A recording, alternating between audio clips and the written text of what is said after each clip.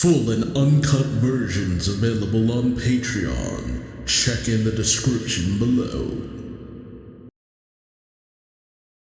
Greetings once again, Pokemaniacs. Duuz-Diz-Din back with more of the Pokemon Adventures manga by Red and Leaf Green arc, where previously Red, Blue, and Green have been accosted by the unknown Pokemon known as Deoxys, a being from beyond space, with Green being severely injured. Red and Blue train with the move tutor Ultima to unlock stronger moves in order to challenge this Pokemon. Unfortunately, they come across none other than Team Rocket, more specifically, their newest trio of admins, the Three Beasts, who put out a proclamation to the Sevi Island, where our heroes have been traveling. Hand over Red, Blue, and Green, or the Sevi Islands will be destroyed. They attack 5, 6, and 7 Islands, but Red and Blue have the help of Lorelei, who comes from the Sevi Island. They all split up to take out each of the Three Beasts, and while Blue does manage to take out one of them,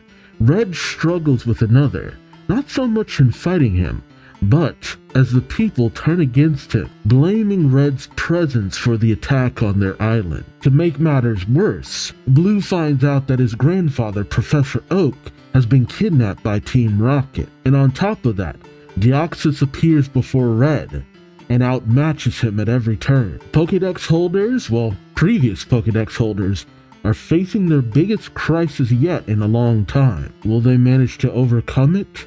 Or is it finally time for them to fall? Join me as I find out, won't you? Alright, we are jumping into Volume 24. We have Blue, Yellow, who I actually am not sure how she factors into all of this, but she technically is a Pokédex holder too, right? And we have the final evolutions of all the starters. And naturally, I have to show off my favorite of the starters, Charizard. Yes, I'm basic like that. Alright, let's jump in. Ah, that's cool. We got Giovanni, the Three Beasts, and Deoxys. Adventure 280. Some things are better left unknown. So, are we actually gonna have unknown in here, or was that a little bit of wordplay? Regardless, we have Red being friggin' blasted away by Deoxys like it's Dragon Ball Z, my god. Oh, but we see his Pokemon jump in as Bill calls out to him.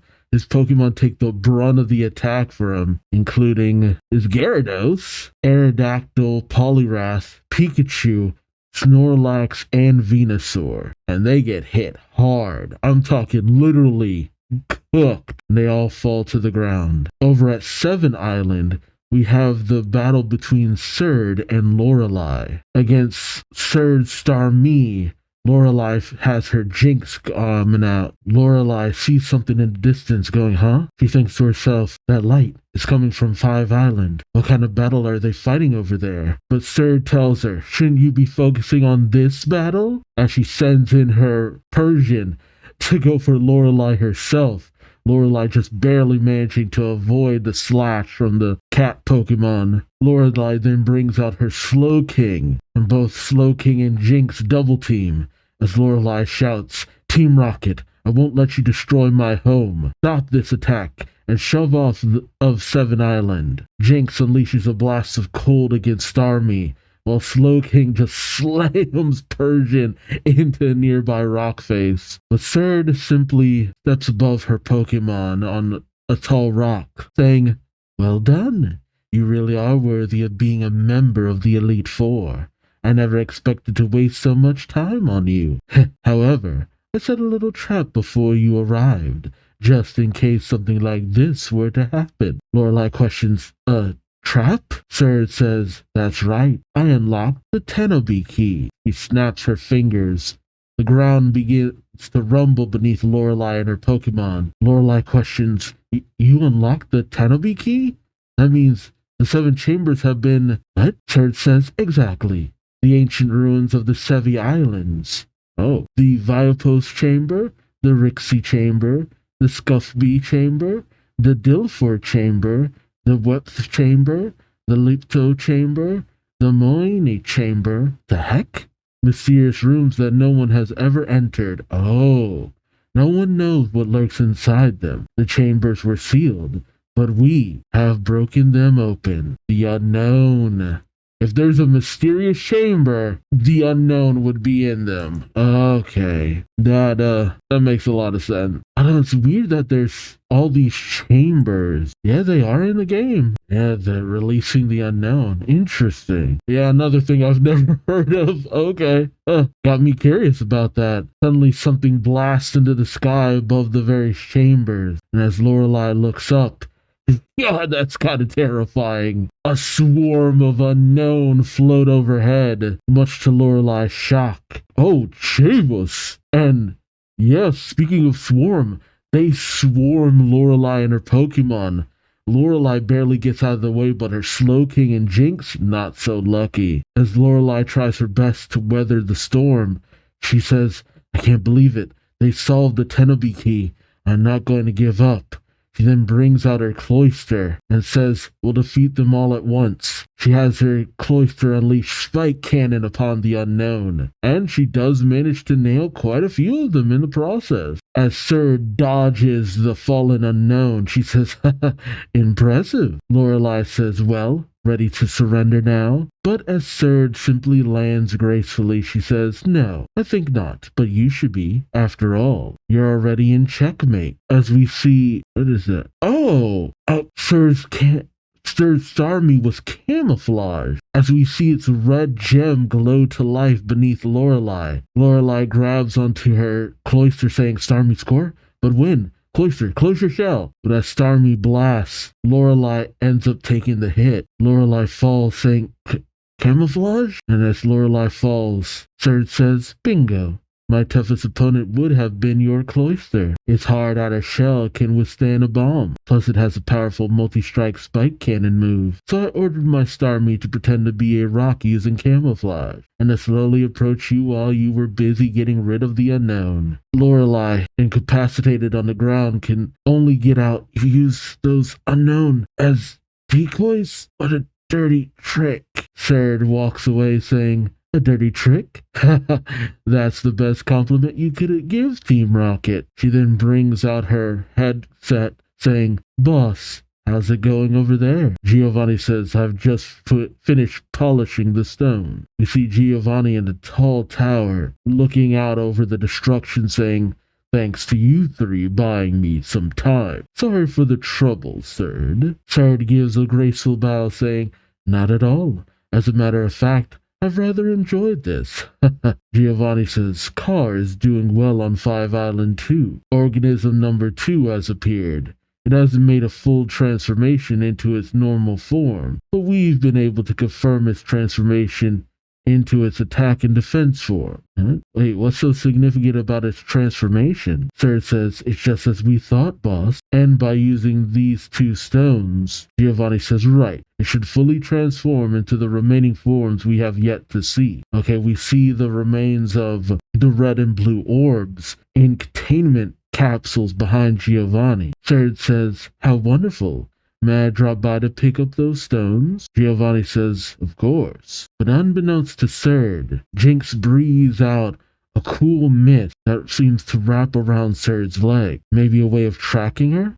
Meanwhile, on one island, we see Green staggering down the street. Suddenly, a light shines upon her as a farmhand says, "There she is! The girl who's the cause of all this trouble on the Sevi Islands." Green runs as several people, brandishing weapons, Jesus, say, "Get after her! Get her!" Green finds herself backed up against a pier with her back to the ocean. The 3 men closing in, 3 men chasing down a girl with weapons and very unkind intent is a pretty messed up scene, I'll be honest. Like, Davis. One of the men says, "You can't escape anymore." But suddenly, there's this huge splash, and the men recoil in shock. And as Green turns, she sees, the Sea Gallop. It's just getting very close.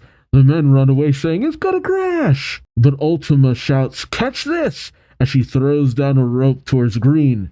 She manages to grab it, but the men see this saying, "Hey!"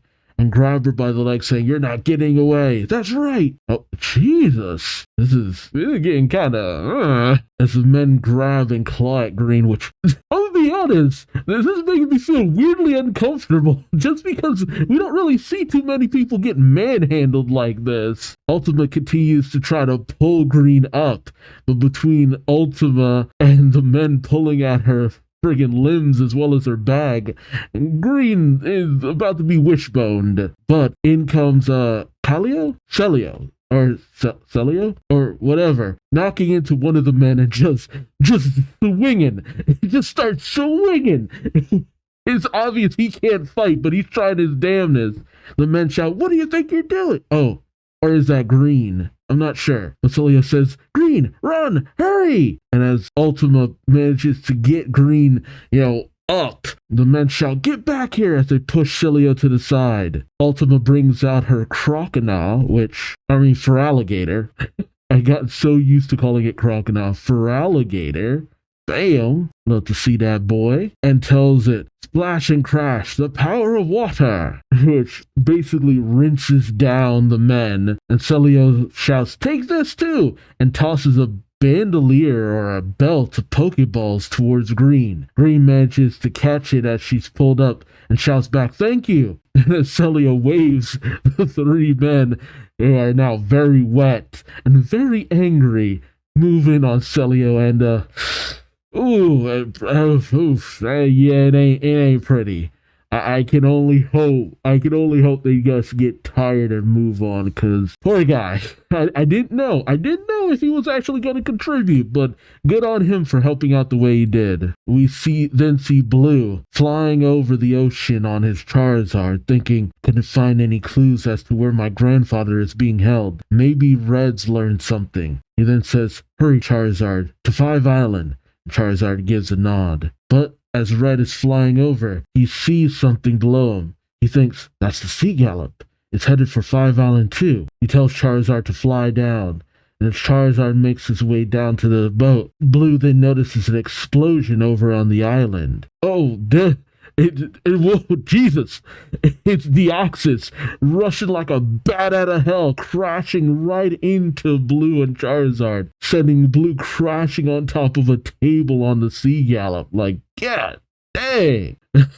Oh, Green sees this and goes rushing over with Ultima and the sailor, as Blue thinks, it transformed again. As the Sea Gallop makes their way to 5 Island, Bill comes rushing over saying, "Hey, over here, you gotta hurry." And as he manages to bring over Blue and Green, they shout, "What the? Red!"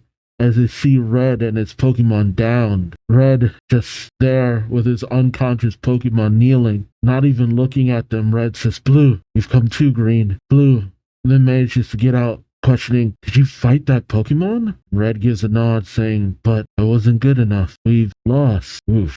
Kid's taking this one hard. It's been a while since he's been so outclassed before, too. As far as he's come, I'm not surprised that he's a little taken aback by such a just overwhelming loss. I hate seeing him like this. Ultima was married once. Actually kind of curious about this old woman's history. Alright, Adventure 281.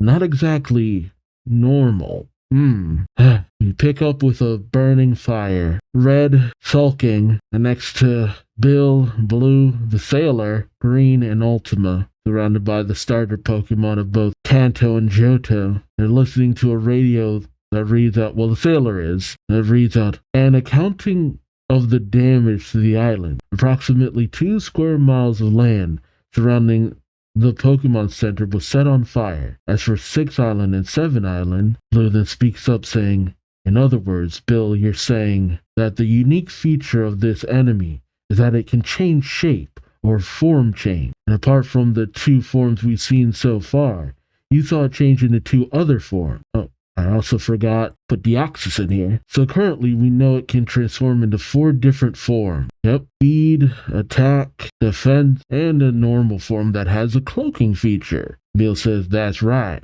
And The eerie thing is how it transformed into its fourth form. Back then, we were practically wiped out. It was right after Red got a direct hit from the enemy's strongest move. That's when she appeared. The one Lorelei was fighting on Seven Island. Surd, one of the three beasts. We see in the flashback Surd floating down on her Starmie. Bill looks up questioning, "What are you doing here? What about the battle on Seven Island? Where's Lorelei?" Surd looks down with a sneer questioning, "The battle? It was a piece of cake." She then glances down at Red, still frozen from his defeat. Surd then addresses Carr, saying, "What are you doing, Carr?" Red is still standing. "Study complete my foot. You have to make him fight."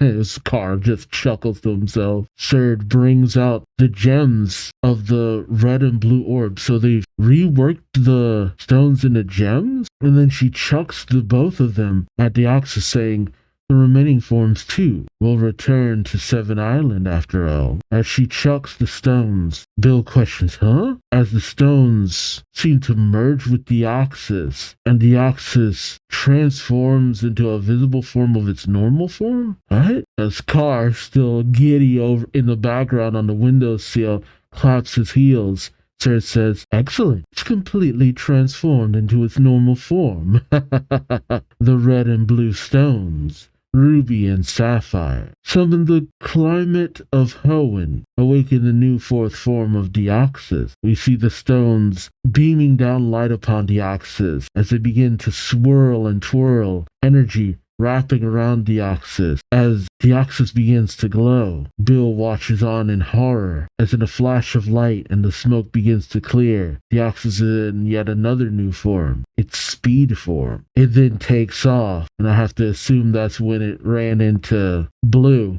But as it takes off, it blasts past Red, knocking him to the ground. Surd and Carr watch on with excitement, but Surd says, "It's a success. It has changed into a form that excels in speed, the speed form." And we see the point where Red passed out. In present day, Blue says, "That must be the form that passed by me over the ocean." Yeah. Bill says, "Yeah, probably." And Surd and Carr disappeared too, as if they were following Deoxys. Everyone listens to this quietly, at a loss for what to say. It's the sailor who speaks up, saying, "Red and Carr on Five Island, Red versus Carr on Five Island, Blue versus Orm on Six Island, Lorelei versus Surd on Seven Island. And the only one who won his battle was Blue. Is it possible to defeat an enemy who can transform like this?" But Blue gives a smile, saying, "No point in getting all pessimistic about it. An enemy that excels in offense, an enemy that excels in defense, and an enemy that excels in speed. Just imagine you're fighting three enemies with those traits at the same time. That happens a lot."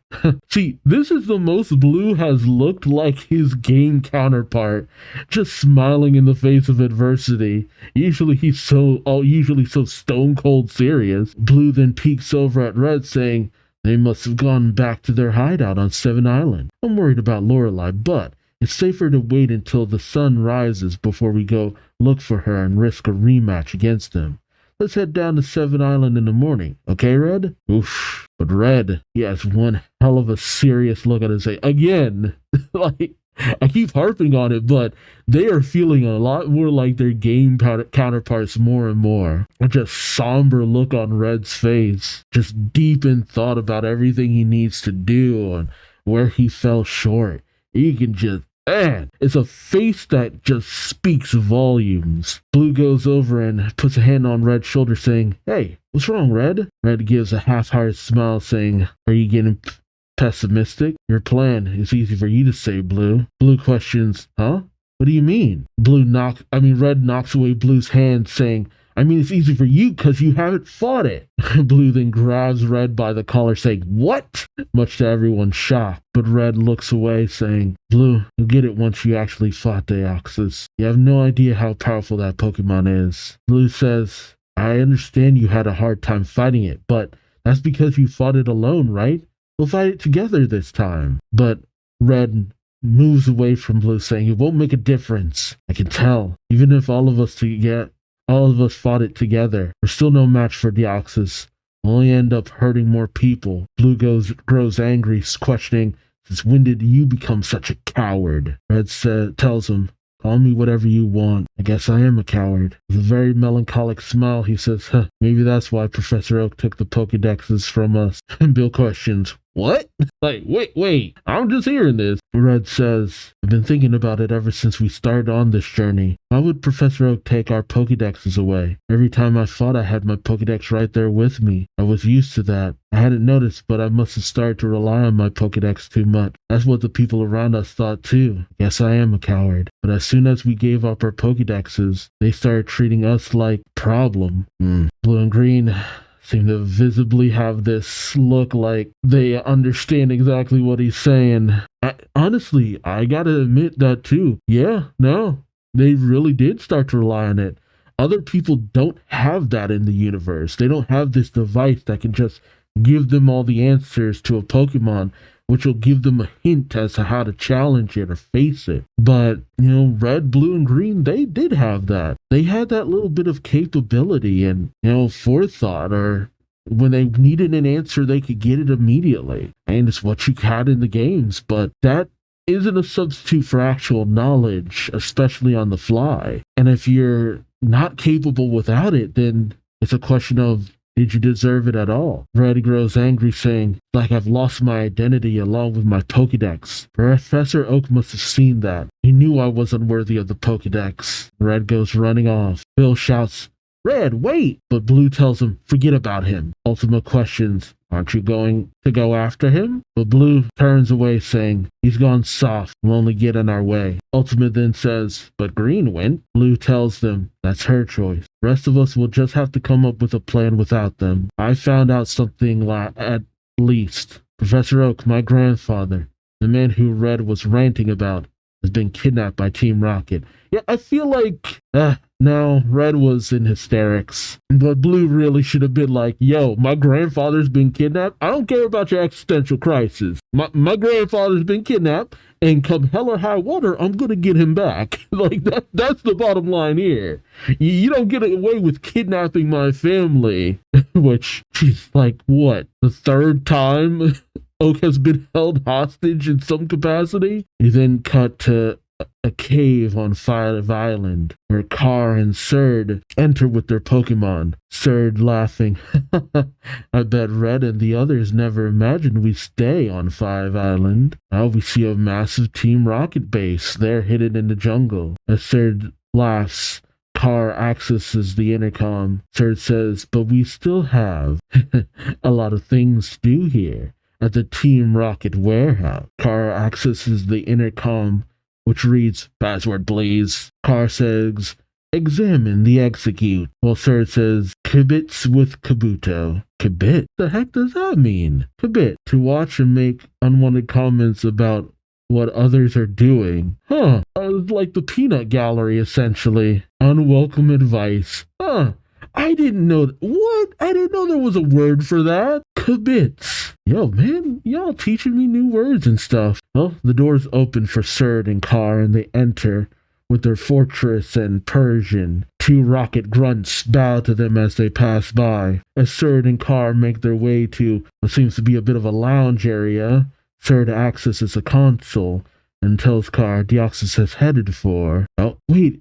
Is Surd observing through the unknown? Wait, did she capture the two? And I love that they're the question and exclamation unknown. Oh, I just found out that Surd is based off of a Team Rocket TCG admin from the card game. Yeah, the exact same design. Oh, that's kind of cool. Not so much for the others, though. That's kind of cool. I like that they even go so far as to use stuff from the TCG. But yeah, I guess she has some special kind of control over the unknown. Because the two unknown watch as Deoxys lands at some island. Surd and Carr watch as Carr sits on a couch. Surd says, just as I thought. He then accesses her headcom, saying, boss? Surd speaking. Deoxys seems to have returned to Birth Island. Birth Island? There's even more islands? Oh. In the Fire Red and Leaf Green, you encountered Deoxys there. Interesting. You see Deoxys change from its speed form to its normal form as some weird prism container envelops it. So it says, and it's entered a black pyramid. The lounging car says, it's probably trying to heal itself. It managed to beat Red, but it took a direct hit on the crystal in its chest during the battle. It must be injured and somewhat incapacitated. Giovanni sees these events and says, I see, and it'll probably remain there for a while. Nice work, Car, Third. Keep your eye on Deoxys. Third says, yes, sir. Car then notices something in the couch that he's sitting on. As he goes and picks it up, he thinks, photo. Who could have dropped it? He then realizes something saying, hey, he's young, but this is the boss. And who is that red-haired kid he's holding in his arm? And we see a young Giovanni, let's be honest, a little Babby Silver, and Sneasel. So wait, did the Sneasel that Silver has belong to Giovanni? Is that what they're getting at? But Giovanni has never gone looking for his son. With Pokemon Origins and a lot of things, Silver and the distance he has with his father was very apparent. It's just like they just don't see eye to eye. But here, Silver has actually been kidnapped. So it really is a question of why has Giovanni not really ever gone looking for his son? To a certain degree, it makes sense that the connection wasn't really brought up beforehand because it wasn't really there, but now it kind of is. So how are they gonna square that circle? And then cut to Giovanni looking at the monitor of Deoxys. Oh no, he looks away from the monitor saying, I'm so close to meeting you, my son. Okay, how does this bring you closer to your son? Like, nah. Alright, and then we have Green 16 as of the 5th arc. So, are they mostly just saying she just recently turned 16? Something about the way y'all saying that just kind of throwing me off a little bit. Okay, Adventure 282, Going Green. It's not really a political statement. We pick up with Car continuing to look at the photo of young Giovanni. He thinks, this photo of that red-haired kid the boss was holding when he was young. Could that be his son? Come to think of it, I heard a rumor about this back when I was in Team Rocket. Well, back when you were in Team Rocket, aren't you still in Team Rocket? The boss had a kid, but he went missing in some accident or something. And it said that when Deoxys is fully awakened, it has extremely strong divination power. So maybe the reason our boss is so obsessed with Deoxys is because he wants to use its power to find his son. Which, and that's sweet and all, but still. Then again, if you look at it from the standpoint that, no, because it's always felt like his ambition outweighed a lot of things. Maybe something made him want to just find his son along the way. But I feel that it's both. He wants power and he wants to find his son. But when push comes to shove, he'll always take his power first and foremost. Is that a Crobat behind Giovanni? Well, Giovanni comes to the top of the tower. He's flanked by a Beedrill, and I think a Crobat is flying him.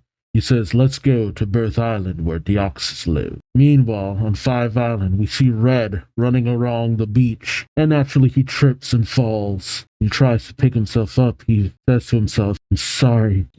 We see all of his injured Pokemon as he lays them all out. As he says, sorry, Era. The attack on your wings must have hurt. Snoring, Gaira, you shielded me from the attack. Calling it, sir, I'm sorry I made you go through such a fierce battle. I'm so sorry. I'm really. Pika, he picks up his Pikachu saying, you worked the hardest of all. And you managed to shoot Deoxys with thunder too. But it's my fault you're hurt. Forgive me. Please, forgive me. He then looks up, seeing Green float up on her Jigglypuff, which is fun to see that after so long. As she lands, Red wipes away his tears quickly, saying, Green, did you come after me to tell me off for all the ways I messed up? But Green shakes her head and sits next to him, saying, no, I came to thank you, Red. Blue and Ultima told me everything. Lost consciousness after my parents were taken from me. You stood up against the enemy for me. You mastered that new special move, and you were so brave. You faced a really powerful enemy despite the danger. Red remembers his words from before. We'll defeat it no matter what it takes. Your parents disappeared right in front of us. That's more than enough of a reason for us to fight. Tell us. Red smiles a little, saying, yeah, That's right. But look how things ended up. I couldn't find your parents. They didn't stop the attack on the islands. And all my Pokemon are injured. He stands up, cradling his Pikachu, and begins to walk away, saying, look at me. I'm nothing but a has-been trainer who's lost the right to carry a Pokedex. Green then asks, without getting up, where were you headed? Red says, away. Because of me that the Sevi Islands got attacked, so I'm leaving. There's nothing I can do to help now anyway without a Pokedex. Green stands up, saying, is that what you think, Red? Do you really believe Professor Oak took your Pokedex because he turned his back on you? Red turns and seriously says, yes, I do. Green smiles, saying, well, you're wrong. Professor Oak told me I'm going to ask you and Red and Blue to give me back the Pokedexes because I want to upgrade them. I'll turn them into national dexes. National Pokedexes, which you can use in places you've never been to before. Red is shocked, saying, an upgrade? National Pokedexes? The National Dex. People love that stuff. Green then asks, you know I dropped by Professor Oak's lab the day before you two returned to Pallet Town, don't you? Let me tell you about that day. I was excited that I was finally about to be reunited with my mother and father. I went to tell Professor Oak all about it. In a flashback, we see Green arrive at Oak's research laboratory. It says, I'm so glad, Green. You look so grown up, and what a nice outfit. She blushes, saying, thanks. Oak goes to a filing cabinet, saying, so you're meeting them on one island. Do you have a pass? Green says, I do. I traveled to Sevi Islands before to capture Moltres. I already have a Tribe Pass and a Rainbow Pass. That actually makes a lot of sense. Oh, and here's this. She hands over her Pokedex as Oak says, oh good, you remember to bring the Pokedex. Red and Blue are dropping by tomorrow, so I'll get theirs then. I'll upgrade all three of them together, which means you'll be without them for a while. As Green leaves, she says, oh, yeah, that's fine. I'll be spending time with my parents, so I won't need my Pokedex. Oak says, oh, that's right. And we see Green taking off with all of her Pokemon. Oak begins to wipe a tear away from his eyes, saying, how wonderful. I'm so happy for you, Green. He then stretches and goes back in his lab, saying, well then, let's start upgrading this Pokedex.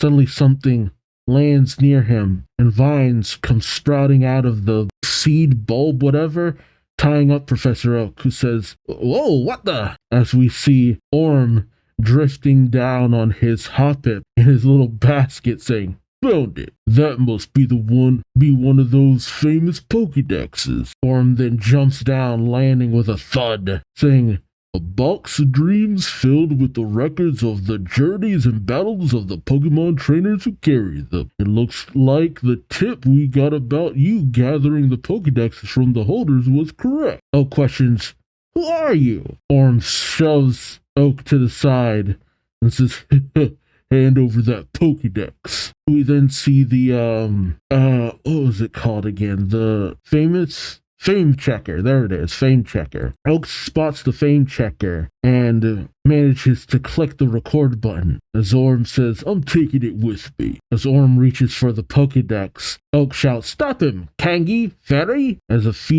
Oak's Pharaoh and Kangaskhan goes rushing at Orm, he manages to easily overpower them with his own physical prowess. Orm says, I'm Orm of Team Rocket's 3 Beat. It's futile to resist me. He then brings out his Shuckle and has them tap. Oh, did he block the hit with the 2 Shuckle? I think so. And then he has his Shuckle just slam Kangaskhan and Pharaoh into each other. That's wild. And then says, no then. I was told there were 3 Pokedexes. Where are the other 2? And then goes over to Oak, picking him up by the collar, saying, come on, talk.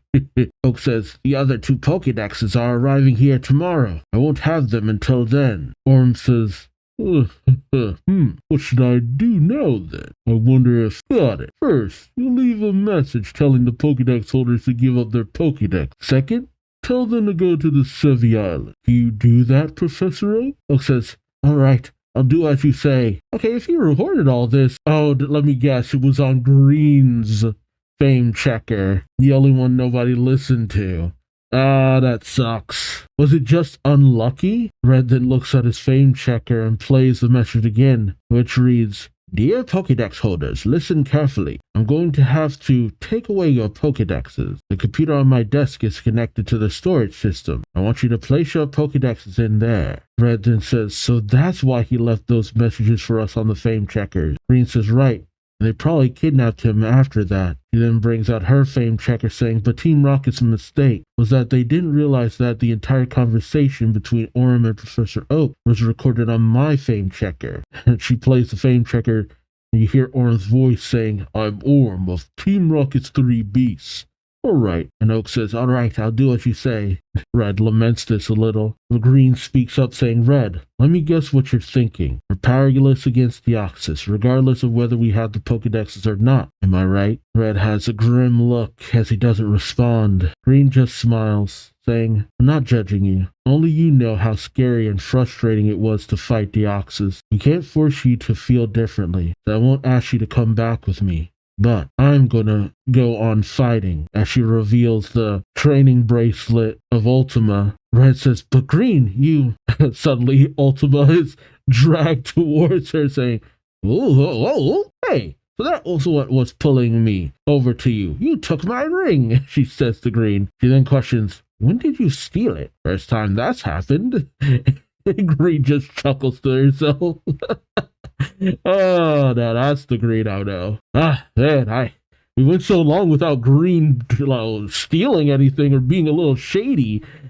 Things felt a little weird. Red then shouts, you're going to ask Ultima to teach you the last special move? Green says, why does that surprise you? And she brings out her Blastoise and they lock arms. She says, you're the one who told her my Blasty was worthy of learning the special move in the first place. I'm going to master it no matter what it takes. The special water-type move, Hydro Cannon. And then Ditto pops out of Red's backpack and makes his way over to Green. Red shouts out to Green, saying, Deoxys is unbelievably strong, but the special move isn't effective against... But Green shouts, don't say it, Red. And without looking directly at him, he turns, saying, I'll find a way. I have to. And she simply walks away, leaving Red dumbfounded. Meanwhile, on Birth Island, the sealed Deoxys doesn't notice as Giovanni lands thanks to his Crobat, and then he approaches, catching Deoxys' attention. Giovanni says, a bit sore, organism number 2. That's no surprise. You fought a fierce battle against Red. It's bound to have taken its toll, but...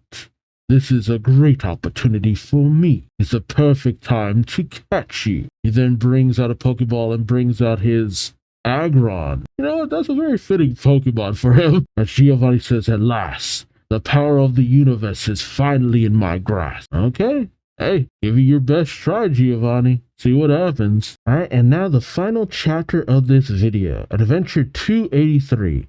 It takes patience, knowledge, and a really quick beat drill. Giovanni calls out, now the power of the universe shall be mine. Go, Aggron. And Aggron rushes in. Oh, only for Deoxys to disappear and reappear behind Giovanni. Giovanni says, teleport, huh? Not bad. That black pyramid surrounding your body, very clever. It's a movable shield. But I know everything. I can tell what speed you will move and the direction you will move in. I can read every one of your moves. Beedrill, use agility to increase your speed to maximum and corner that Pokemon. Corner it! Beedrill goes in again and again on Deoxys as Giovanni says, the shield is gradually using its energy because my Beedrill is trapping it. Cutting it off each time it moves. Now, Aggron, break. Aggron breaks through Deoxys' shield. Giovanni then throws a DNA Pokeball, and Giovanni catches Deoxys fully. As the ball stops shaking, Giovanni goes and picks it up, laughing. I did it. I used this special Pokeball to capture power born in outer space. The Delta Shield had the characteristics of reflected light screen. I was taking a risk using Brick Break to smash through it, but it succeeded. This is the result of all my painstaking research. It was only because we gathered data on Deoxys' fight patterns, its forms, and the characteristics of its movies, and then of actual battle.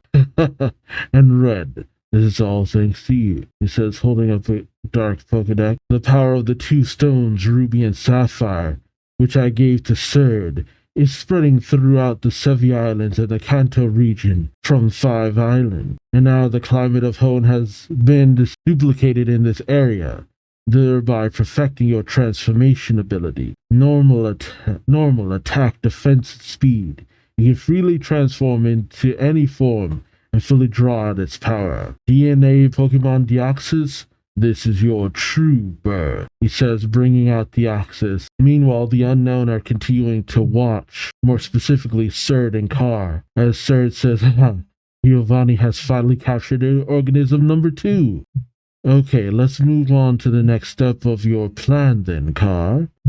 Carr is still looking at the picture of the young Giovanni. As Surd calls out to him again, he says, huh? She tells him, hurry up, and he runs after saying, hold on, as he pockets the picture of Giovanni. Meanwhile, Red is still holding Pikachu, as he spots Blue and the sailor looking at maps, checking out maps and stuff. He then heads over to the Pokemon Center where he still sees Bill hard at work. Red thinks Blue's making a plan and Bill is repairing the Pokemon Center's computer network. He then hears splashing noises and peeks behind a nearby tree, seeing Green trying to get her Blastoise to learn the move from Ultima. Red thinks Green is practicing her new special water move, Hydro Cannon. Red then walks away. He says to himself, Blue is even more fired up than usual because his grandfather, Professor Oak, has been kidnapped by Team Rocket. Green is determined to be reunited with her parents. Okay, so Red does know Oak's been kidnapped. They're both fighting for their family. Hey Pika, if I have to fight Deoxys again, what will I be fighting for? Why do I fight? Did I run away because I don't have a compelling reason?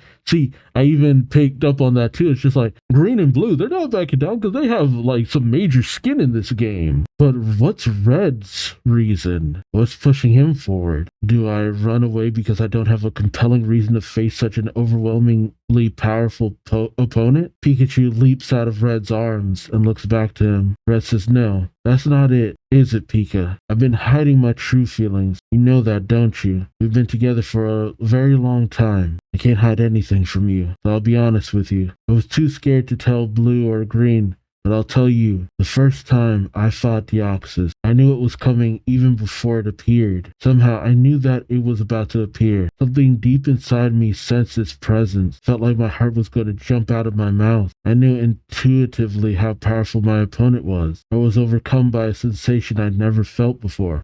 See, now that's a much better explanation. Like, no, I'm freaking out, man. I've never experienced any of this stuff. I was too busy fighting to feel it at the time, but I recognized it after Deoxys left. What I felt was fear. Is there a connection between Deoxys and my premonition of it appearing? How did I have that premonition? Why did I sense its presence? I was scared because I don't understand what all this means. Pikachu gestures as Red says, yeah, you're right. I already have the answer. I know the reason I have to face Deoxys again. I have to fight Deoxys because it's so strong. To protect the Sevi Islands, to save Professor Oak and Green's parents. Those are all the reasons for me to fight. But my biggest reason is because I have to find out what that weird premonition I had was all about. This is a battle for myself. Thanks, Pika. You're the only one I can talk to about this openly. I've already run away from this problem once. Don't care if I made a fool of myself in battle again. Let's go on this new journey and figure out what's going on inside me. Red then makes his way down the path, saying, first I have to get to Seven Island to help Lorelei. A voice then calls out in his mind, I've already saved the Elite Four and Lorelei. Hey, Elite Four and Lorelei?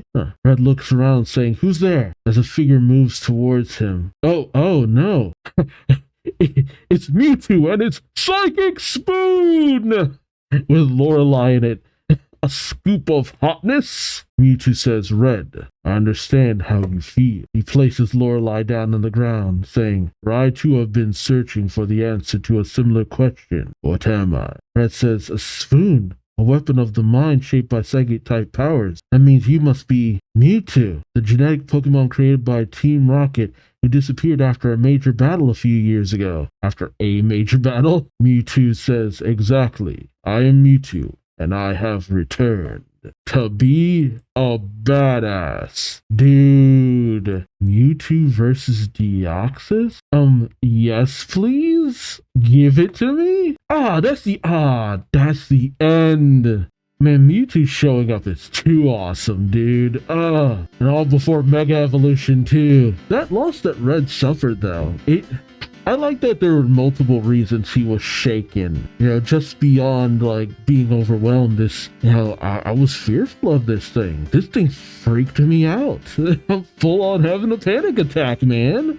I ain't trying to, but this thing is wrestling my jimmies. I like the detail of Giovanni trying to find his son too. I still feel that Giovanni is mostly after power. That's just Giovanni. In every appearance, every iteration, he's after power. But there probably is some care for his son there too. I do wonder, what called Mewtwo here? That's the thing that's really got me. And it's cool that Mewtwo is here, but why? Also the fact that now we could hear Mewtwo talk.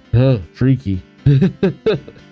I wonder if that's because of the movie, because Mewtwo couldn't psychically talk to you before, at least not in the manga. I wonder if they're establishing that some of these Pokemon can speak, because there are several who can. It's just hard to know when they are and when they should, because in most of the games Mewtwo never actually speaks. It just says Mew, but in all the anime, Mewtwo is always just chatting up a storm. But that doesn't keep it from being cool though. Mewtwo is badass. But everybody's getting ready. I just wonder how it will all play out. That's the thing. Will Giovanni actually reunite with Silver here? Or will that be in the next remake? Maybe. We'll just have to wait and see. So let me know your thoughts in the comment section below. Like, comment, subscribe if you enjoyed the ride. Thank you so much for watching. And until next time, I've been Duuz-Diz-Din, and hope to see you later. Till then, take care. Bye-bye.